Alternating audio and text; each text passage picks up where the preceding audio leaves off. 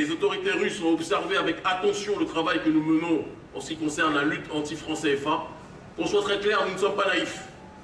Nous ne voyons pas en la Russie des messies. Loin de là. Nous savons qu'il existe aussi de la négrophobie en Russie. Soyons très clairs sur cette question. Et donc Vladimir Poutine n'est évidemment pour nous pas un messie.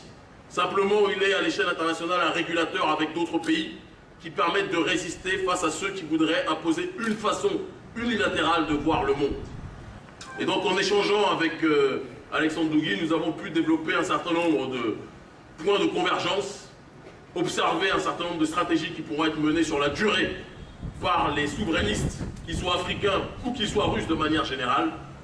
Et donc nous aurons l'occasion au cours de cette année de pouvoir illustrer la manière dont nous voulons collaborer non seulement avec la Russie mais aussi avec les autres pays qui résistent à l'occidentalisation du monde. Ça c'est un premier point.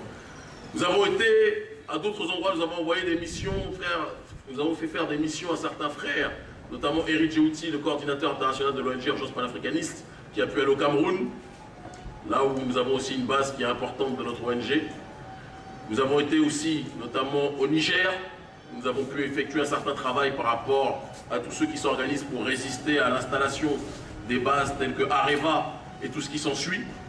Et nous sommes arrivés à un constat commun, quel que soit l'endroit où notre ONG est installée, qui est que nous avons laissé un certain temps aux autorités pour se mobiliser sur les questions relatives à la souveraineté. Nous avons été capables de faire bousculer les choses sur le terrain de l'échiquier continental, puisque nos mobilisations et nos actions ayant trait à cette dynamique de souveraineté ont eu un écho international.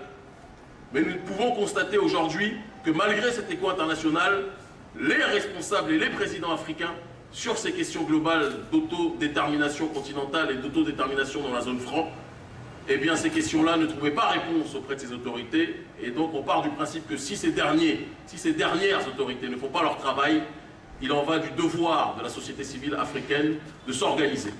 Et donc nous allons faire en sorte que lors des prochaines élections, notre ONG soutiendra, et il faut le savoir, tous les partis politiques qui s'opposeront, d'accord, aux dirigeants qui ne sont pas installés dans une dynamique de souveraineté politique africaine nationale.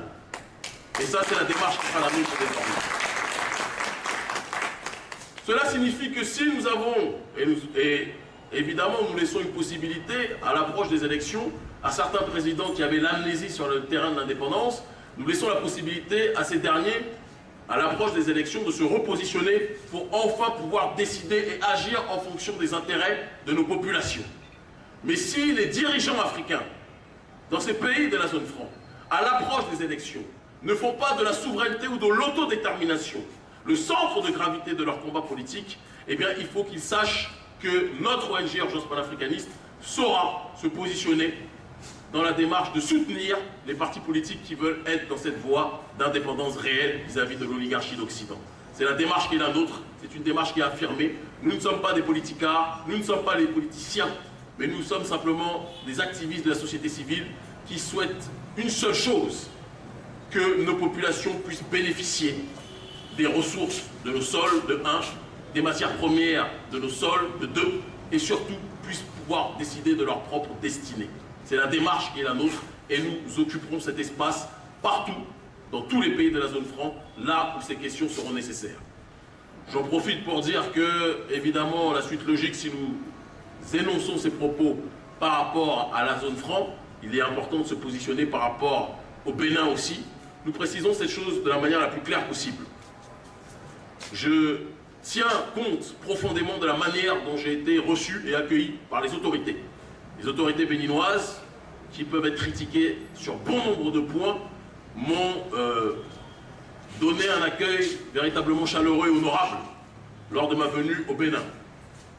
Et donc par conséquent, parce que je suis quelqu'un qui n'est pas amnésique, je tiens compte de cette démarche, je tiens compte de leur volonté de me protéger parce qu'ils savent que nous avons beaucoup d'ennemis sur la scène internationale, mais je dis à ces mêmes autorités béninoises, avec tout le respect et l'affection qui est la mienne, que je souhaite ardemment qu'elles soient dans cette campagne et dans cette démarche d'autodétermination et qu'à l'approche des prochaines élections, qu'elles puissent montrer à la population qu'elles sont dans cette logique de souveraineté réelle et d'autodétermination dans ce pays de Béhanzin parce qu'il ne peut pas être acceptable que le Bénin soit un territoire où la France-Afrique puisse avoir un certain nombre d'espaces, comme c'est le cas à bon nombre d'endroits.